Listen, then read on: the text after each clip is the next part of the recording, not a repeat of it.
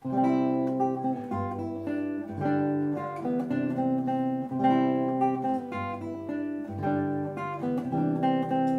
en connaître un rayon et booster notre audition, on écoute Rayon Gamma, la radio qui rend gaga. Avec détermination, on émet des radiations, ce n'est pas du cinéma, on écoute Rayon Gamma.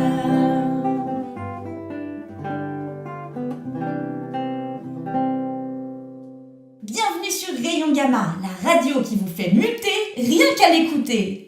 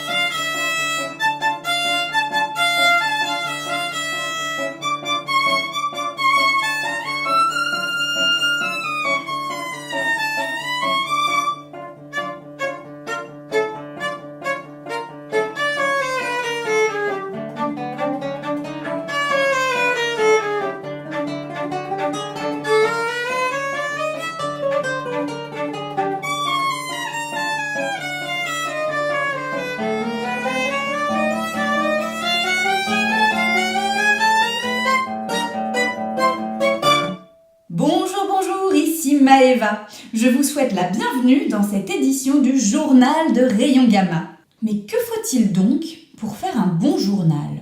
Avant tout, il nous faut un J, comme jazz. Le festival du jazz bat son plein à Vienne-Quevaille, mais malheureusement sous une pluie battante.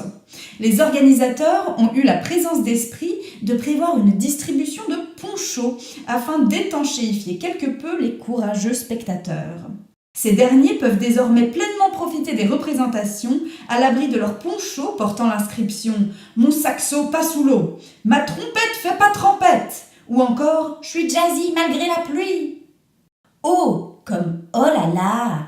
Et oui, les étrangers se moquent des Français qui répètent ça continuellement et il y a de très fortes chances pour que vous soyez vous-même un usager fréquent du « Oh là là » ou bien du « Oh là là » ou bien du « Oh là là » ou bien du « Oh là là » ou bien du « Oh là là » ou bien du « Oh là là ».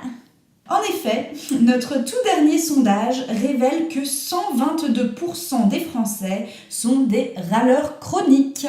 Or, il a été prouvé qu'une très forte corrélation existe entre le fait de râler et l'usage du « Oh là là ». U comme ultimatum. Le grand chef du peuple des gnomoncules à furoncle mauve, Bubonus suppurator, a lancé un ultimatum à son homologue du peuple à furoncle vert. Si le peuple des gnomoncules à furoncle mauve n'a pas récupéré ses 3 otages politiques d'ici 72 heures, alors il enclenchera une attaque à l'acide furonclique sur la capitale ennemie déjà bien fragilisée. Nous vous tiendrons bien entendu au courant d'une éventuelle prise de décision par l'un ou l'autre des camps adverses lors des pourparlers qui auront lieu aujourd'hui pour tenter de négocier un cessez-le-feu. R comme Rocalembourg, cette célèbre et magnifique cité médiévale à flanc de rocher ne sera peut-être bientôt plus. Les applaudissements et tapements de pieds frénétiques du public en délire d'une troupe d'acrobates en représentation à Rocalembourg hier soir ont provoqué un spectaculaire glissement de terrain. La fameuse cité médiévale a glissé de son accueillante falaise et ne tient désormais plus qu'à un fil, celui du funambule de la troupe d'acrobates. Tous les espoirs reposent désormais sur lui, et à ce qu'il paraît, c'est du lourd. N comme Nigo. La collection complète des livres pour les nigauds peut désormais être achetée en kit intitulé « La collection de les nigauds ». Vous pourrez y retrouver quelques best-sellers comme « Trouver son portable quand on est au téléphone pour les nigauds » ou bien « Distinguer sa gauche et sa droite pour les nigauds » ou encore « Chanter un demi-ton plus haut » les hashtags pour les nigauds. A comme Arsim bol de thé. La tombe du célèbre peintre semblerait avoir été profanée hier soir. En l'absence de toute trace d'effraction, mais face à l'évidence d'une tombe désormais vide, les enquêteurs n'excluent pas une éventuelle résurrection. Arcimbol de Thé serait-il mystérieusement revenu à la vie ?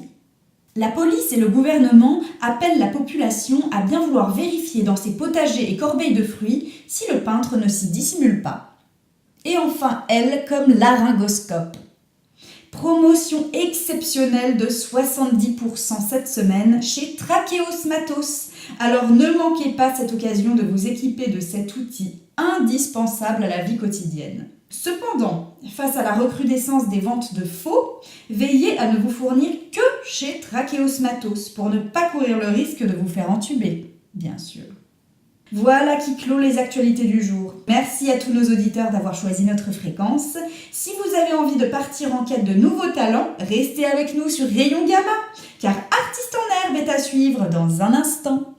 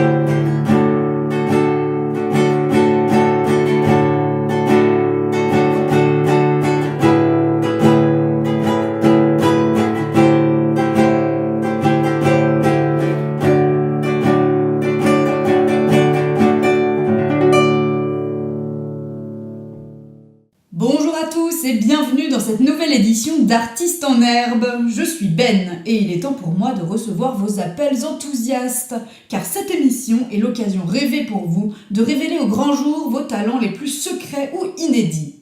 Alors à vos téléphones. Tring ! Ah, on a déjà un premier auditeur avide de partager son don. Bonjour, qui est à l'appareil ? Mes salutations, ici Jean-Marie Eudes-Maximilien. Bien le bonjour mon cher, quel est le talent que tu souhaites partager avec nous aujourd'hui ?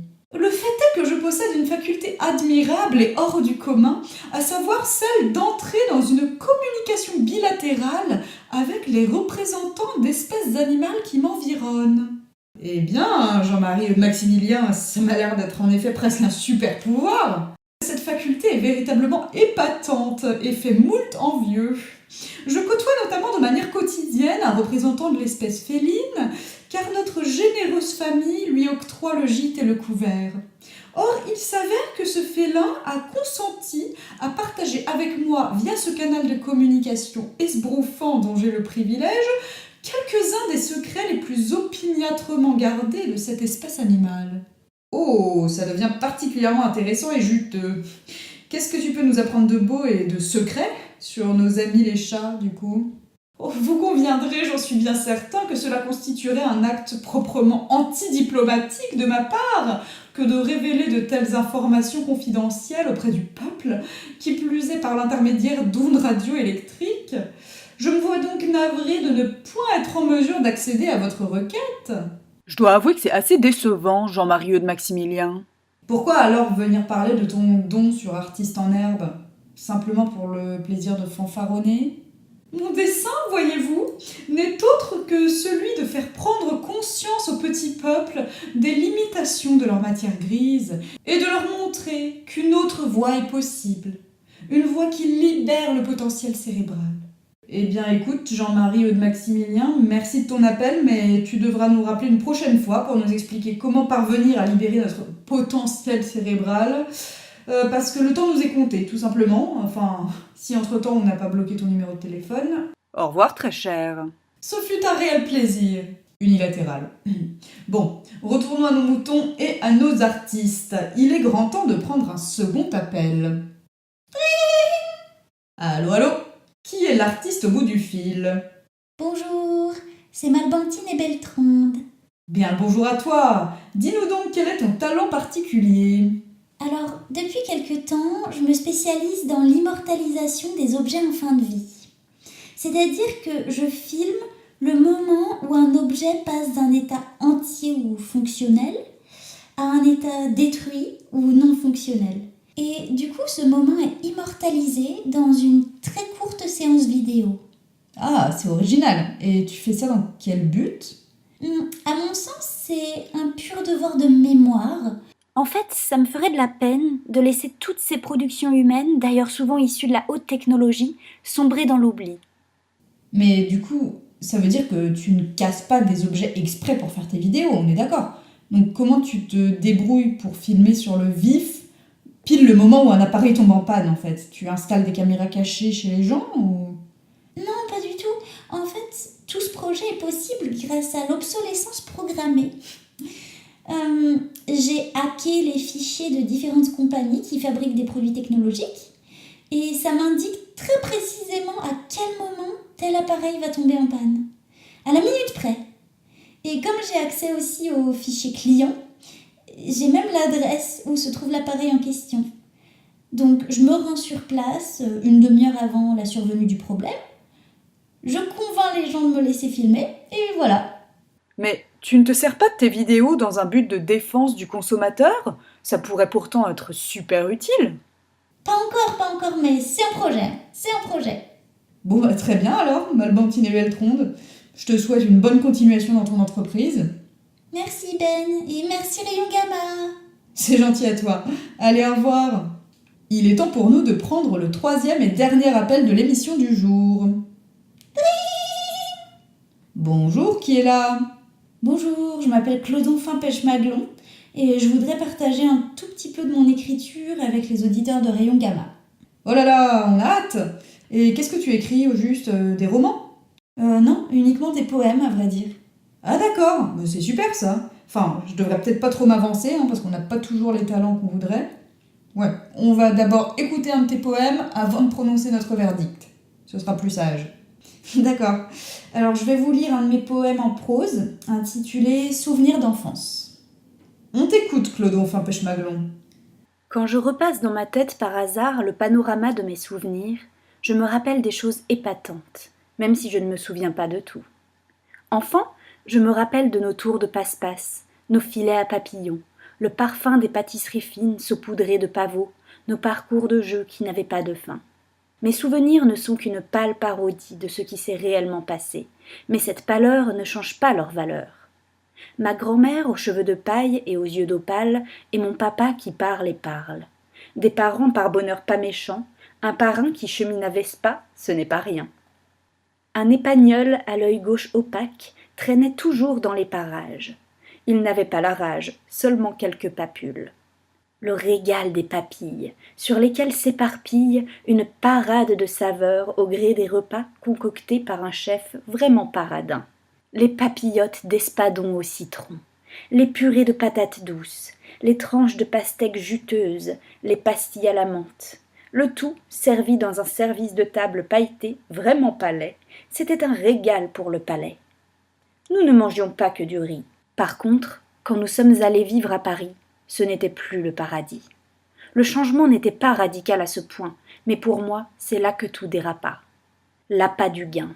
Un patron parental aux avoirs pas rentables, le pactole qui s'envole, un appartement pas trop mal qui se transforme en épave, des paquets partout par terre. La passion qui les dévorait rattrapa les rapaces, les rendant patraques, passifs, apathiques. Pas très joyeux, le trépas est apparemment l'apanage de ces rapaces déchus.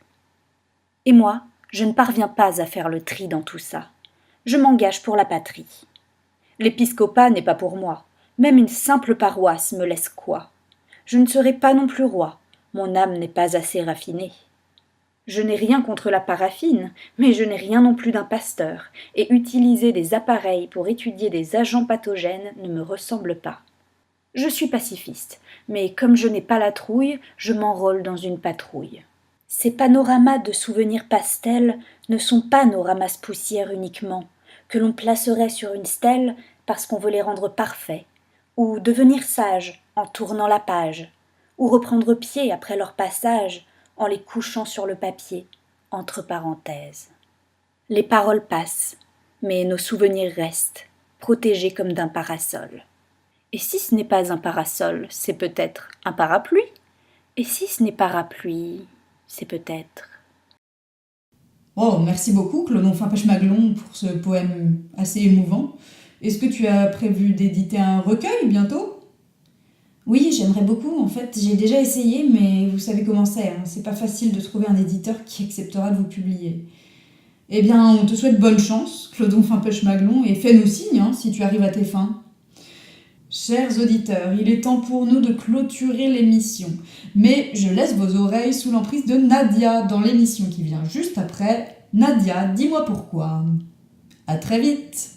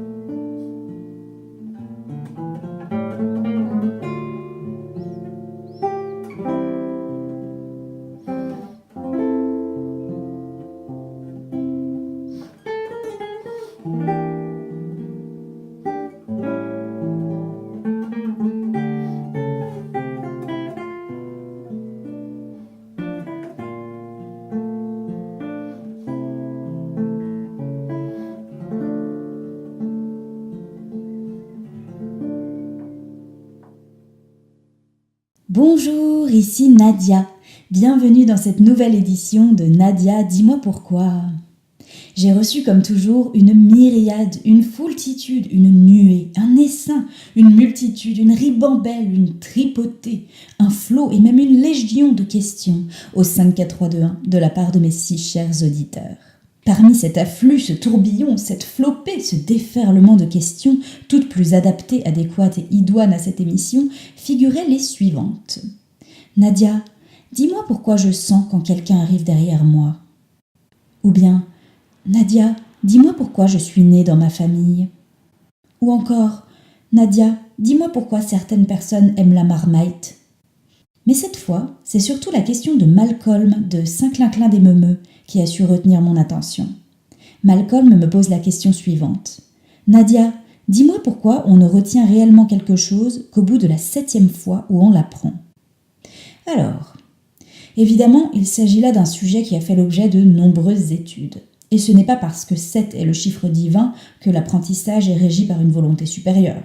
Non, je vais vous donner la véritable explication, qui est comme toujours à prendre avec des pincettes à épiler, des baguettes chinoises ou des aiguilles à tricoter. Ces 7 phases nécessaires d'apprentissage et désapprentissage sont dues à des processus qui ont lieu au sein de notre cerveau. Dans le cerveau, on a des cellules appelées neurones qui sont reliées entre eux et qui communiquent par le biais de synapses.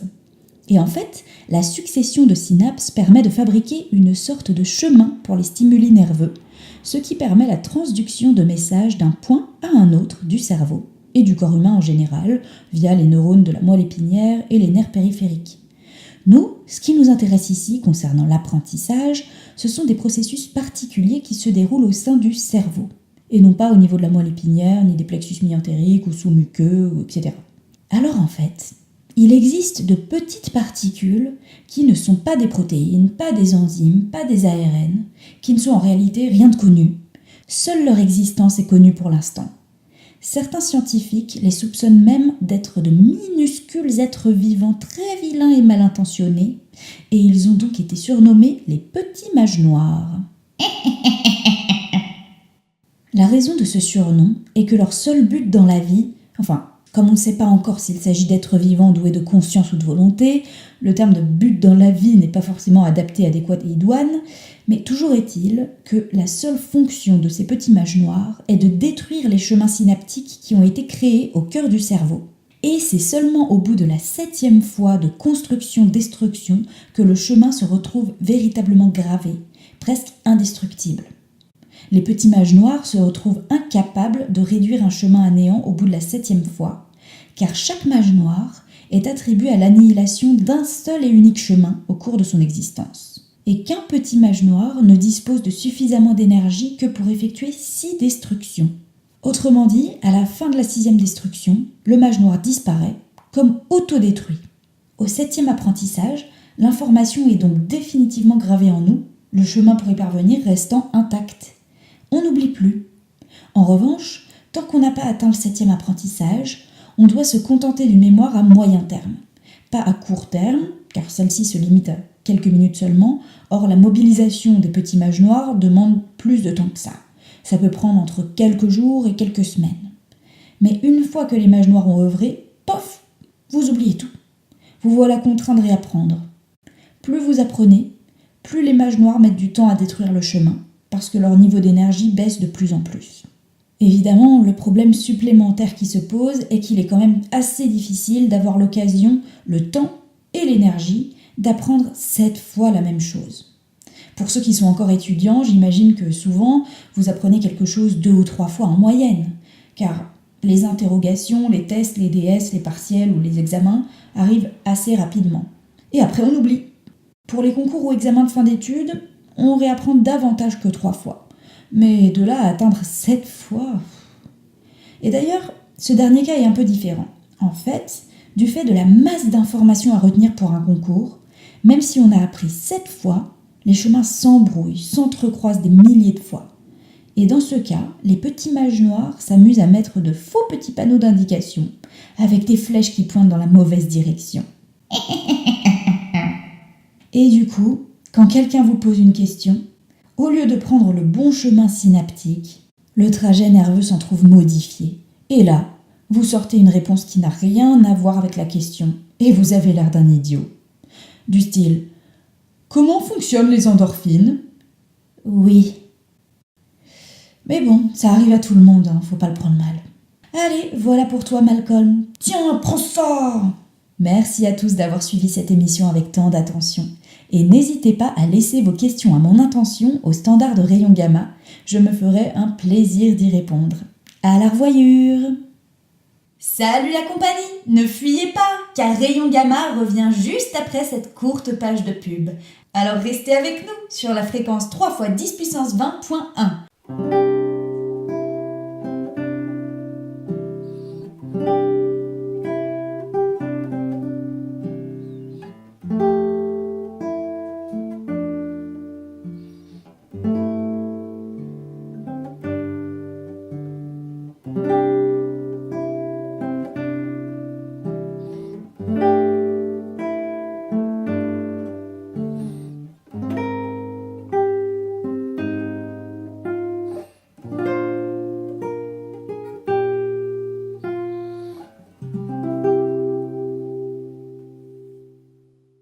Il est temps pour vous d'ouvrir vos porte-monnaies et de laisser libre cours à vos billets, car le nouveau jeu de Sue Ravensburger vient tout juste de sortir de l'œuf et d'envahir les rayons des meilleurs magasins. Empressez-vous de vous procurer Tribal Pursuit, un jeu de société exaltant qui mêle des quiz, Parce que vous le savez bien. et des gages. Fous le camp, tire-toi et va te promener. Gagnez ce transveillotastique voyage pour 12 en Palombie, agrémenté de visites sous la houlette des guides locaux en la personne des chahutas, en répondant simplement à cette question. Lequel des bébés du marsupilami est tout noir? Réponse A, Baba. Réponse B, Bibi. Réponse C, Bobo. Ou réponse D, Bibu. Envoyez la bonne réponse et Uniquement la bonne réponse. A, B, C ou D par SMS au 54321. Coup d'un SMS. Ça fait un bail qu'on s'est quittés, chers auditeurs. Non, faites pas tant que ça. Enfin bon bref, quoi qu'il en soit et quoi qu'on puisse en dire, jusqu'à nouvel ordre et jusqu'à preuve du contraire, vous êtes toujours à l'écoute de Rayon Gamma!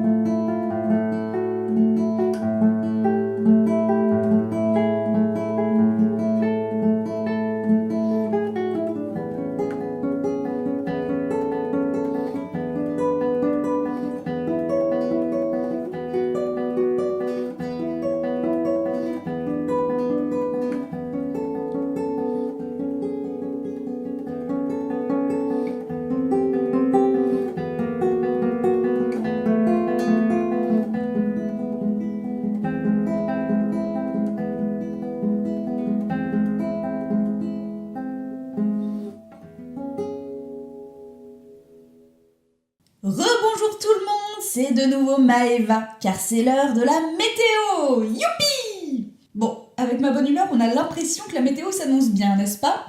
Eh ben en fait non. C'était juste pour vous recouvrir d'erreurs de la tête aux pieds. En vérité, il fait moche partout. On dirait que Nadia a encore essayé de pousser la chansonnette dans les studios de Rayon Gamma. Faudra qu'on pense à lui dire un jour quand même. Bon, soyons clairs et nets et au bois et trompette, il fait un temps à ne pas mettre une omoplate dehors. Il pleut comme vache qui pisse à Nice. D'ailleurs, je sais pas si vous vous êtes déjà fait arroser par une vache, mais je peux vous assurer que vu la quantité, on doit être trempé de la caboche au peton avant même d'avoir eu le temps de dire « Non, pas sur moi !» Ah là là. Et puis l'orage fait rage à Carthage, mais aussi à Brest. Et ouais, on s'attendait pas à ça.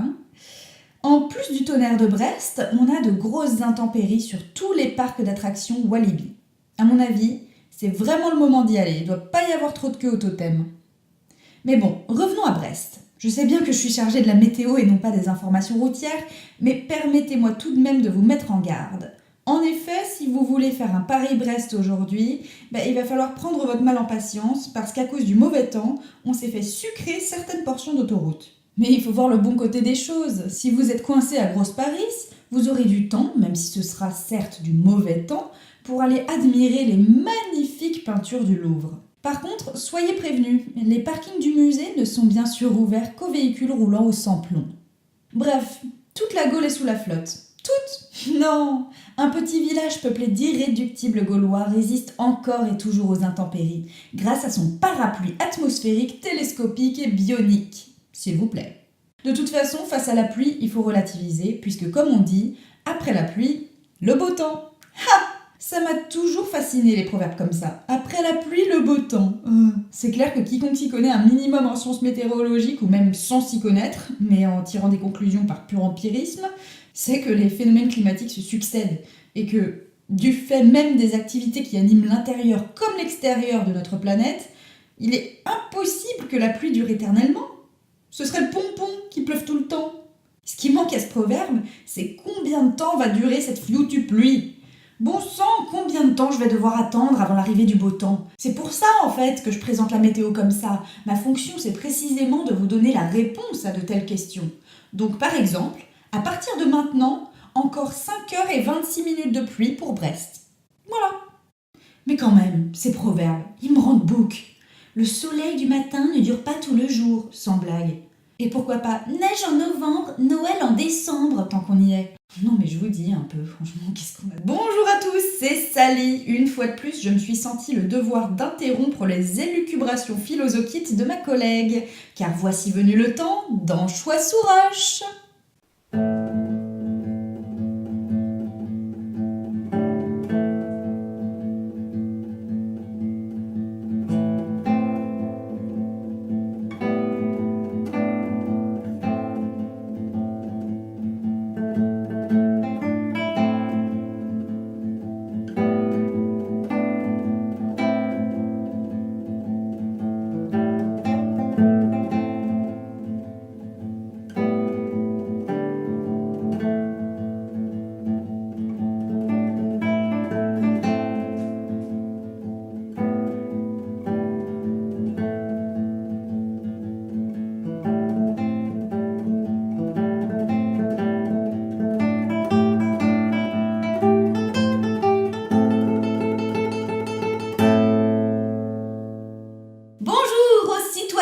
Planète Terre. C'est complètement bancal ce que je viens de dire. Je pense que les étymologistes ne pourraient jamais laisser passer ça. On peut sûrement pas être citoyen d'une planète, à moins de la considérer comme une gigantesque cité, ce qui est loin d'être le cas. Enfin, passons. Je suis Sally et je suis là pour faire tourner en bourrique une célébrité en lui posant 10 questions spécialement élaborées pour être répondues à. Mais soyez prévenus, si notre éminent invité ne parvient pas à faire son choix, alors il sera une honte.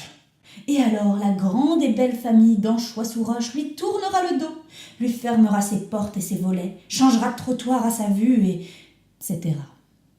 Accueillons donc notre invité du jour, le chanteur pop Kimono. Bienvenue dans Anchois sous roche, Kimono. Comment vas-tu ?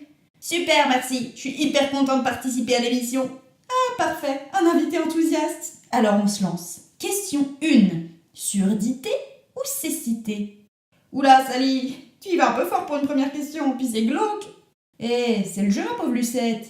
Bon alors, c'est difficile à dire. Hein. En plus, j'ai l'impression que ça dépend vachement de si c'est un handicap de naissance ou si c'est un handicap acquis. Disons que dans mon métier, je vois pas bien comment je pourrais m'en sortir en étant sourd. Mais dans la vie de tous les jours, je pense que je m'en sortirais mieux en étant sourd plutôt qu'aveugle.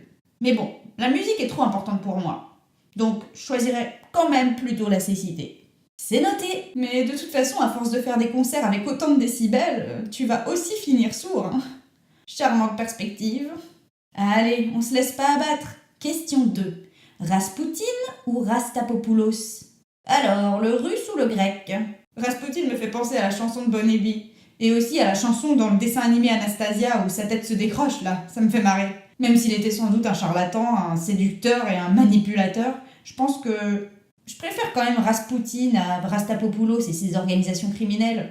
Et puis, la barbe de Raspoutine, c'est quand même quelque chose. Hein. Ouais, c'est sûr. Allez, 1 point pour Raspoutine. Question 3. Marteau ou tournevis? J'ai bien envie d'un outil puissant comme le marteau de Thor. Oui, enfin là, on est davantage dans le registre de l'arme que de l'outil. Hein. Ça me va. Oula, violent le kimono. Question 4. Toulouse ou Berlioz?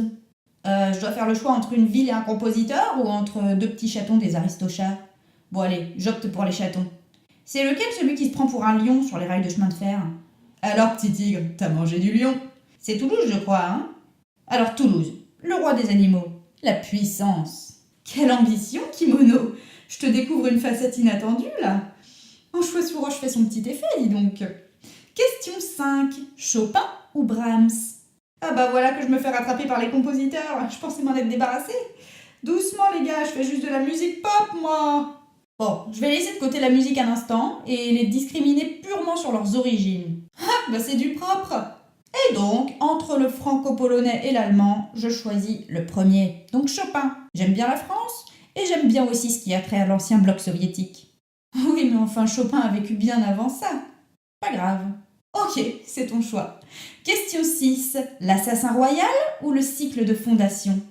Voilà, fantasy versus science-fiction, c'est pas un choix facile, mais je vais opter pour l'assassin royal. Je suis fascinée par les méthodes variées d'assassinat et j'aime beaucoup l'influence du fou. Un véritable sanguinaire, notre petit kimono, ma parole. Et encore un point pour la manipulation. Tout ça alors qu'il ne chante que sur l'amour et la passion. Allez, question 7. Lunettes ou lentilles? Eh bien, en l'état des choses, ni les unes ni les autres. Et j'ai bien l'intention que ça reste comme ça. Bah oui, d'autant plus que t'as déjà choisi de devenir aveugle, donc ça te servira pas à grand chose d'avoir des lunettes ou des lentilles. Question 8. Télépathie ou téléportation? Faut dire que la téléportation serait incroyablement pratique pour alléger mon emploi du temps, surtout quand je suis en tournée de concert. Mais j'ai envie de choisir la télépathie, surtout si elle permet d'avoir une véritable influence sur les pensées et les décisions d'autrui. Un vrai Raspoutine celui-là. Question 9. Pas de dents ou pas de doigts? Aïe aïe aïe. Bon, de nos jours, si on n'a pas de dents, on peut se faire mettre un dentier ou des prothèses, non? Pour les doigts, ça semble plus compliqué. Et puis, j'en ai besoin pour tenir le micro face à mon public qui m'adule. Pas hyper humble en plus de ça. Oula. Nous arrivons à l'ultime question, kimono. La voici. Plus de jour ou plus de nuit? Avec les lumières artificielles, je pense pouvoir me passer de jour. D'autant plus que davantage d'obscurité permet de mieux dissimuler certaines activités. Eh bien, comme ça on aurait une tendance pour certaines activités illégales. Quel choc! En tout cas, kimono, as de la manipulation pro-russe et à tendance communiste, influenceur de foule, je ne suis malheureusement pas en mesure de t'offrir une place dans la paisible et aimante famille des Anchois-sous-Roche. Bon, comment ça? J'ai pourtant répondu à tout?